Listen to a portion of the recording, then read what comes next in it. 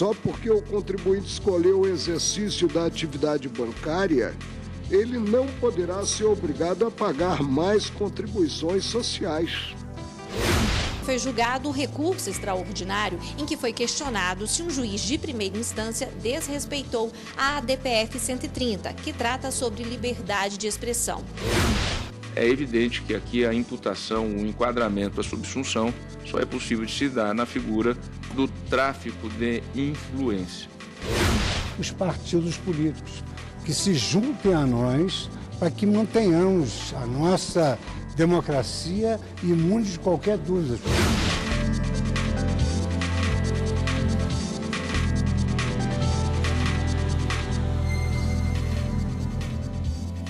Olá, boa tarde. Boa tarde. Teve sessão plenária hoje no Supremo Tribunal Federal e neste mês de junho será assim. Às quartas-feiras, sessão pela manhã e também à tarde, exceto no dia 27, quando a sessão será apenas pela manhã. Hoje, os ministros analisaram ações envolvendo contribuição previdenciária. No voto vista, o ministro Marco Aurélio divergiu do relator, ministro Ricardo Lewandowski, e deu provimento ao recurso extraordinário, que contesta a alíquota adicional de 2,5% na contribuição previdenciária na folha de salário de instituições financeiras. Nem todos os integrantes de determinado ramo econômico demonstram a mesma aptidão para recolher tributos. Firmar regime diferenciado, a partir de capacidade contributiva geral, presumida, acaba por equiparar situações jurídicas completamente díspares. O ministro Marco Aurélio, no entanto, foi voto vencido e a lei considerada constitucional. Para a maioria dos ministros, o adicional atende a outros dispositivos constitucionais sobre a capacidade das empresas de custear a seguridade de acordo com o lucro. A maior parte dos ministros do Supremo também negou provimento ao recurso extraordinário da Mercantil do Brasil. A ação questiona o aumento de 3% para 4% da COFINS para instituições financeiras. A mudança foi instituída por uma lei de 2003. Os advogados sustentaram que a medida afronta a Constituição Federal, que impede a União, os estados e os municípios de instituir tratamento desigual entre contribuintes que estão em situação semelhantes. O ministro Marco Aurélio concordou com o argumento. Só porque o contribuinte escolheu o exercício da atividade bancária, ele não poderá ser obrigado a pagar mais contribuições sociais. Nesse caso, haverá violação do princípio da igualdade em conexão material com o princípio do livre exercício de atividade econômica. Mas, no entendimento da maioria, a capacidade contributiva pode sim ser usada para aumentar a alíquota de impostos. Sob a relatoria do ministro Alexandre de Moraes, os ministros também negaram provimento à ação direta de inconstitucionalidade, que questionava a lei paulista, que trata de impostos sobre transmissão causa-mortes e doação de quaisquer bens ou direitos. A ação foi movida pela Ordem dos Advogados do Brasil, que não admite a possibilidade de a Procuradoria-Geral do Estado intervir neste tipo de processo. Para o relator, a lei facilita o andamento do pedido do contribuinte. Essa lei vem e diz, olha, como prevê o Código de Processo Civil, se a Fazenda não concordar, haverá um procedimento administrativo, lançamento, cobrança. Para evitar tudo isso, desde que a Fazenda já no próprio processo concorde com o quê? Com o valor declarado pelo inventariante. Já se corta ab início qualquer procedimento administrativo. É uma norma que pretendeu, uma norma procedimental, que pretendeu dar celeridade na prestação jurisdicional, facilitar para o contribuinte, evitar que o próprio judiciário, em todos esses processos, tenha, como tem, que avisar o fisco para que abra um procedimento administrativo para verificar se o valor foi correto. Os ministros Ricardo Lewandowski e Marco Aurélio foram votos vencidos na ação. O ministro Marco Aurélio também foi parcialmente vencido ao dar provimento ao recurso extraordinário que discutiu a constitucionalidade das modificações da base de cálculo e da alíquota da contribuição ao PIS para instituições instituições financeiras. Este destinado à composição do Fundo Social de Emergência entre janeiro de 1994 e dezembro de 1999. O relator, ministro Dias Toffoli, e os demais membros da Corte entenderam que a intenção da Santos Corretora de Câmbio e Valores, autora da ação, era de incidir o imposto apenas sobre a receita da prestação de serviços e não sobre as intermediações financeiras, que são as atividades mais rentáveis da empresa. Quem está aqui e vai explicar para a gente agora a sessão plenária de julgamentos pela manhã é a nossa consultora jurídica, Gisele Reis. Tudo bom, Gisele? Boa tarde. Boa tarde a todos. A gente já se cumprimentou, então. É verdade, Cadu. Bom, foi uma pauta temática, né? Como vimos, uma pauta tributária, isso? Isso, Rafaela. Nós tivemos ao todo 4 processos que estavam previstos para serem julgados. 3 deles são recursos extraordinários com repercussão geral, reconhecida, e também uma ação direta de inconstitucionalidade. Todos eles tratavam de matéria tributária. E outra semelhança entre eles é que todos também estavam com o voto vista do ministro Marco Aurélio. Então, foi uma pauta que foi bem produtiva, porque foi possível julgar todos os processos que estavam pautados, além, inclusive, da lista dos ministros. Então, nós tivemos uma pauta que a gente pode chamar de temática, sim. No caso dos recursos extraordinários, que foram 3, como você bem disse, também todos eles com repercussão geral reconhecida e houve a aprovação de teses em cada um deles. Eu poderia citar, Cadu, por exemplo, no primeiro processo que foi chamado a julgamento, que é o recurso extraordinário com repercussão geral, em que se discutiu a constitucionalidade de um adicional de 2,5% em relação à contribuição sobre a folha de salários referentes a instituições financeiras e afins, anteriores à emenda constitucional 20 de 98. A emenda constitucional permitiu a diferenciação na alíquota, mas o grande questionamento era saber se essa diferenciação, se esse adicional é constitucional, mesmo antes da emenda constitucional 20 de 98. Então, entendeu-se, por maioria, vencido apenas o ministro Marco Aurélio, que é constitucional. A tese, nesse caso, ficou da seguinte maneira. Essa tese, inclusive, foi uma sugestão do ministro Ricardo Lewandowski, junto com algumas considerações da ministra Carmen Lúcia. Então, ficou que é constitucional a contribuição adicional de 2,5% sobre a folha de salários instituída para as instituições financeiras e assemelhadas antes da emenda constitucional número 20 de 1998. Agora tivemos uma ação direta de inconstitucionalidade também, né, Cadu? O julgamento começou agora pela manhã e continua à tarde, Gisele. Esse julgamento ele chegou a ser finalizado pela manhã, mas falta a modulação da decisão. Então, os ministros sinalizaram que é possível que na sessão de agora à tarde eles façam esse ajuste no que diz respeito à modulação. Entendeu-se pela constitucionalidade da lei do Estado de São Paulo, em relação a regras procedimentais referentes a um imposto chamado Imposto de Transmissão Causa-Mortes e Doações sobre Bens e Imóveis de qualquer natureza. Então, é uma tributação que normalmente acontece em ações de arrolamento, inventário, quando há falecimento e há necessidade de fazer esses procedimentos perante a Justiça. Então, a lei do Estado de São Paulo prevê uma regra de intervenção do Procurador-Geral do Estado para facilitar a questão da tributação. E o que o ministro Alexandre de Moraes, que é o relator, entendeu que isso é constitucional, isso não ofende a competência legislativa da União, porque o Estado estaria atuando dentro da sua competência legislativa de tratar sobre normas procedimentais. Havia exatamente esse questionamento, se não estaria se exorbitando e invadindo competência da União para legislar sobre a matéria, no caso. Isso, e aí a grande questão seria saber se há o que se chama de inconstitucionalidade formal, Cadu. Neste caso, essa inconstitucionalidade ficou afastada, vencido também o ministro Marco Aurélio e o ministro Ricardo Lewandowski, que acabou acompanhando a divergência na ocasião. Maravilha, Gisele, obrigada mais uma vez pelas informações, pelos esclarecimentos e a sessão continua hoje à tarde, né? Daqui a pouquinho começa, Rafaela. Cadu. Nós temos exatamente a expectativa, como disse a Gisele, de que a modulação naquela ação direta de inconstitucionalidade seja votada agora à tarde, uma continuação em relação a esse processo, mas há outros processos também que já estão previstos para a pauta da tarde de hoje na sessão do Supremo Tribunal Federal.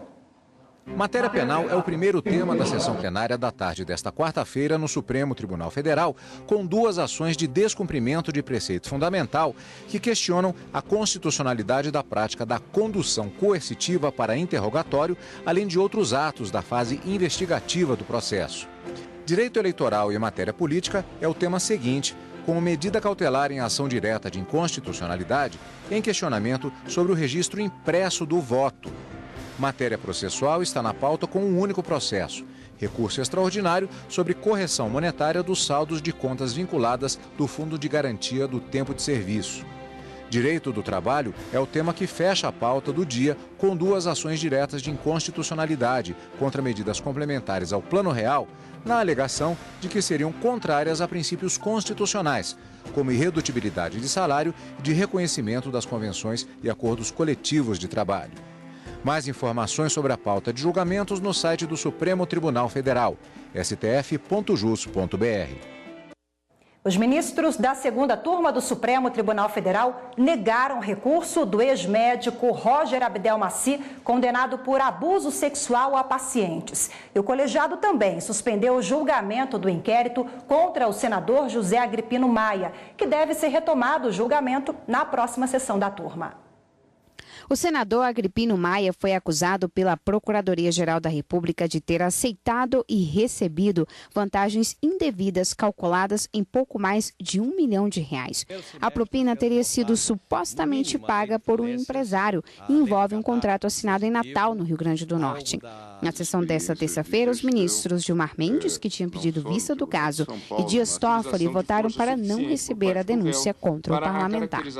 Em relação às imputações ao senador José Agripino, peço à Sua Excelência todas as vênias para pronunciar a invalidade das provas produzidas na forma do artigo 157, caput, parágrafo 1º do CPP e, em consequência, determinar o arquivamento do inquérito. A função do acusado é senador da República.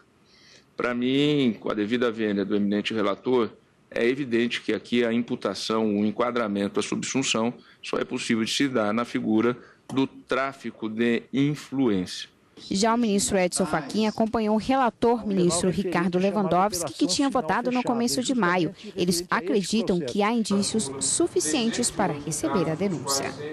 Para efeito do recebimento da denúncia em relação às 3 imputações, corrupção passiva, lavagem de dinheiro e uso de documento falso, tenho, tal como assim auriu o voto do eminente ministro relator, que há indícios suficientes da suspeita de autoria e indícios suficientes quanto à prova da materialidade dos fatos para efeito do desencadeamento da ação penal. Em relação à ex-governadora Rosalba Ciarline, também denunciada no inquérito, os 4 ministros decidiram arquivar as acusações. Ainda na segunda turma, por unanimidade, foi mantida a ação penal contra o ex-médico Roger Abdelmaci. A defesa pretendia anular o processo, mas os ministros consideraram que os crimes cometidos por ele são graves. O paciente, por diversas vezes, se utilizou de sua força física, aliada à sedação das pacientes e ou da posição constrangedora do exame em que se encontravam para consumar a sua concupiscência, desprezando a dignidade humana e o sistema legal vigente. Como se sabe, em havendo violência real e grave ameaça, como de fato no caso houve, pelo menos com relação a funcionárias e as pacientes anestesiadas em posição ginecológica, realmente, neste caso, não há de se exigir, para caracterizar a violência real com a devida vênia, o exame de corpo de delito. E a segunda turma tem novo presidente. O ministro Ricardo Lewandowski assume os trabalhos já na próxima semana. O ministro Ricardo Lewandowski foi eleito para substituir o ministro Edson Fachin na presidência da segunda turma. O rodízio de presidentes está previsto no regimento interno do STF. Na última sessão, à frente da turma, o ministro Edson Fachin anunciou que durante o período de 1 ano da gestão dele foram realizados 4.384 julgamentos, sendo que 3.894 ocorreram no plenário virtual e 490 em sessões presenciais. Quero agradecer imensamente, de modo genuíno, a compreensão, o mútuo respeito e a atividade que reciprocamente levamos a efeito nesta segunda turma e neste colegiado. Ao encerrar esse lapso temporal na presidência, cumpre proceder à eleição do novo presidente recai a escolha na pessoa do nosso ilustre colega, estimado amigo, eminente ministro Ricardo Lewandowski. Agradeço aos colegas a confiança que depositam em mim e, desde logo, assumindo o compromisso de dar o melhor de meus esforços para o sucesso dos trabalhos.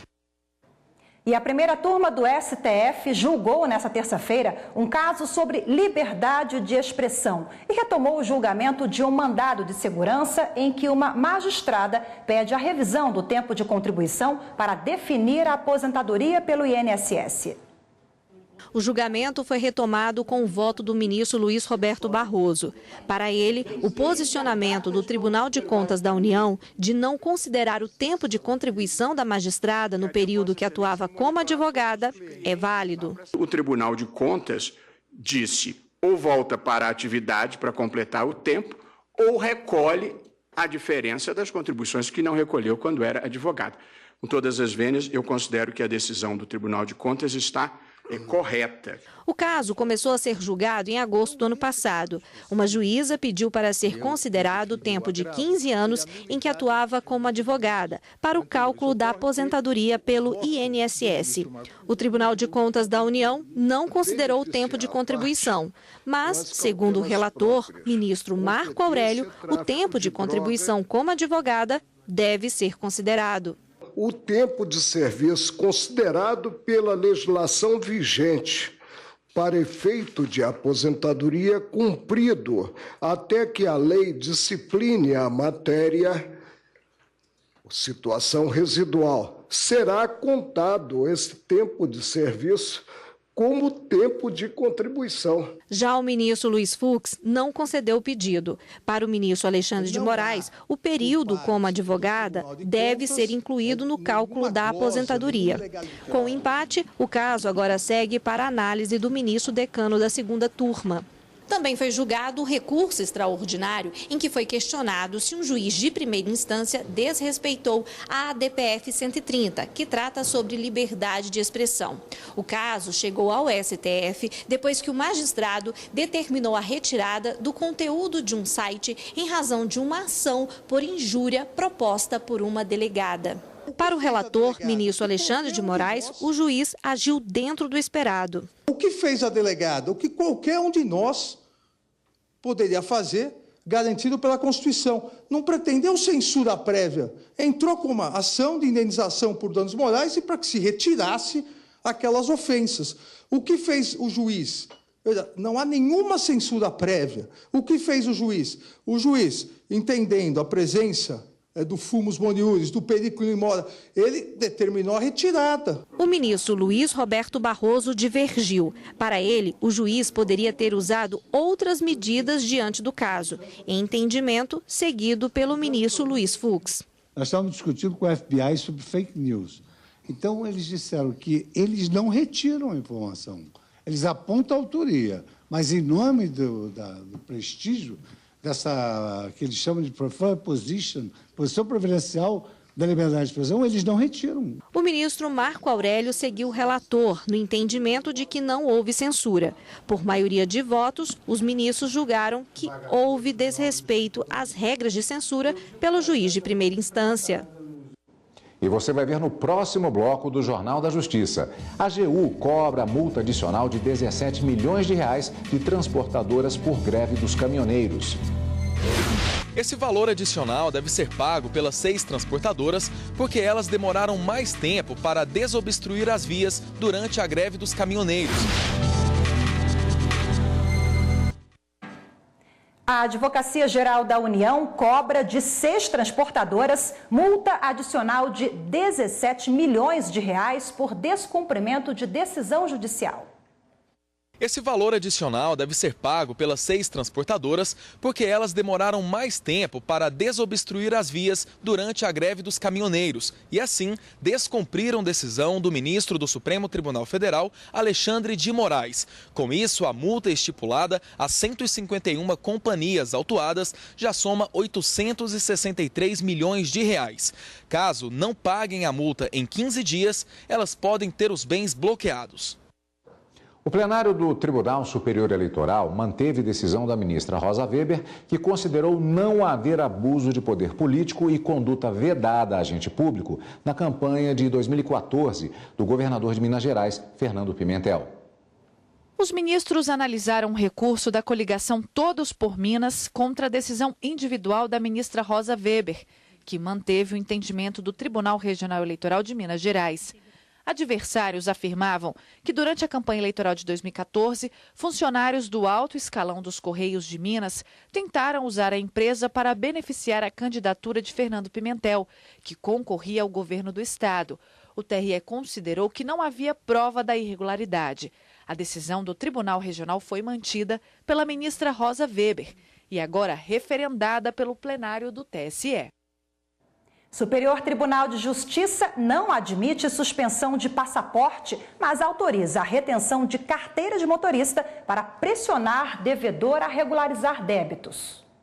No caso analisado pelos ministros da 4ª turma, uma instituição de ensino pediu a suspensão dos documentos do devedor até que ele quitasse uma dívida de quase R$17 mil, o que foi acatado pela Justiça do Estado de São Paulo. O homem recorreu ao STJ, argumentando que a apreensão dos documentos ofende a liberdade de locomoção. Os ministros do STJ aceitaram parte do recurso. Eles consideraram desproporcional a apreensão do passaporte, mas autorizaram o recolhimento da Carteira Nacional de Habilitação para coagir o devedor a pagar a dívida. O relator do caso, o ministro Luiz Felipe Salomão, explicou que existe a possibilidade de retenção do passaporte, mas que deve ser bem fundamentada e que, nesse caso, a medida não foi razoável. Em relação à suspensão da carteira de motorista do devedor, o ministro destacou que a medida não impede o direito de ir e vir do cidadão, desde que não o faça como o condutor do veículo. E ainda nesta edição do Jornal da Justiça, o presidente do Tribunal Superior Eleitoral, o ministro Luiz Fux, e representantes de partidos políticos assinam um acordo contra fake news nas eleições. Os partidos políticos que se juntem a nós para que mantenhamos a nossa democracia imune de qualquer dúvida.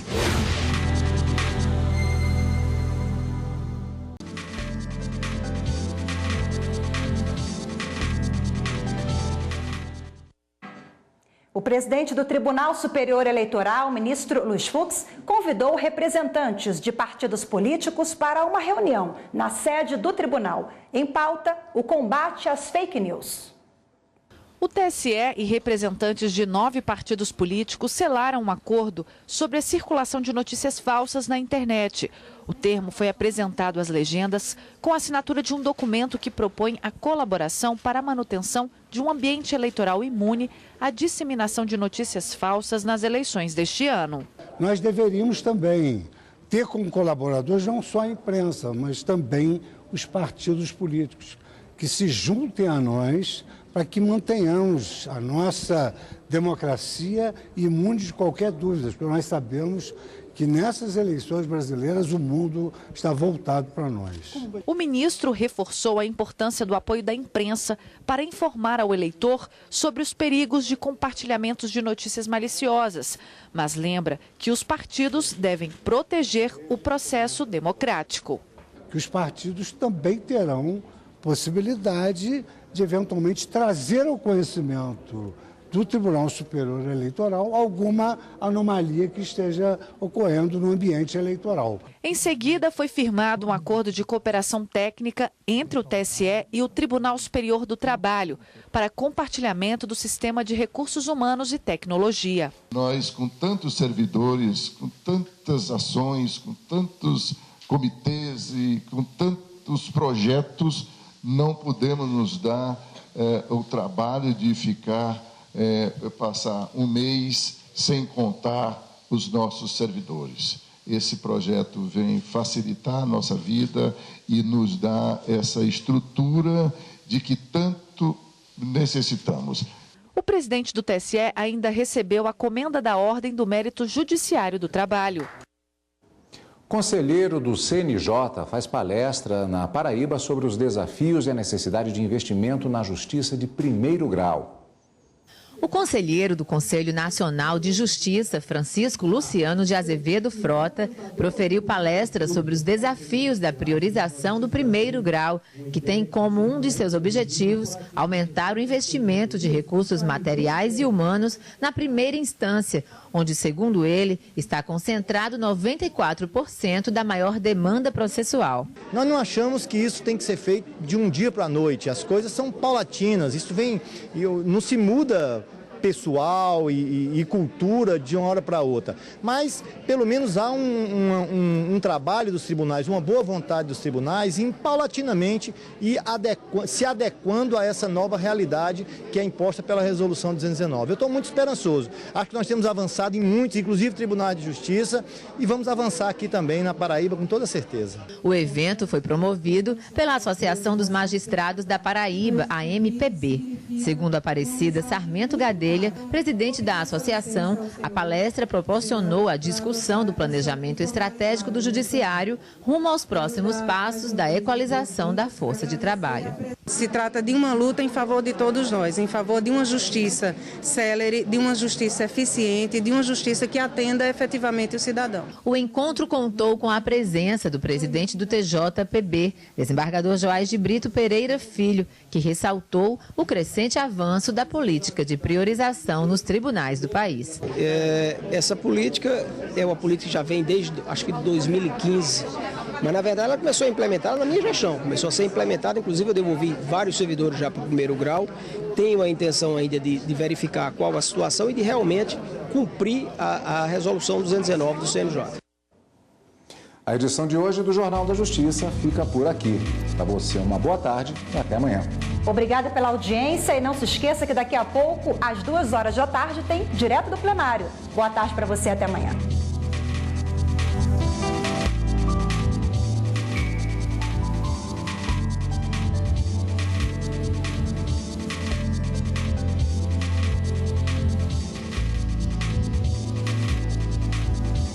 Thank you.